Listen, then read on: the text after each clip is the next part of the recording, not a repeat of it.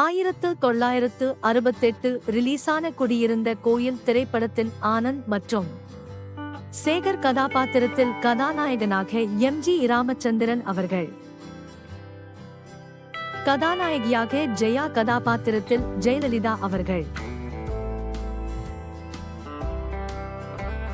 பாபுவின் காதலி கதாபாத்திரத்தில் ராஜஸ்ரீ அவர்கள், நாகப்பன் கதாபாத்திரத்தில் நம்பியார் அவர்கள்,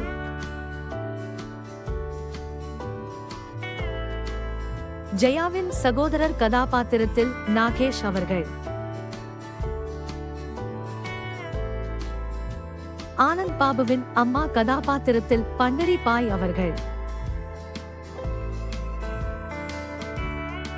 விஸ்வநாதன் கதாபாத்திரத்தில் விகே ராமசாமி அவர்கள்,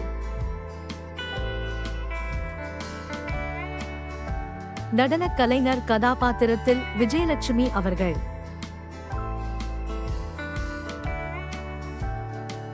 சேகர் அப்பா கதாபாத்திரத்தில் ராமதாஸ் அவர்கள்,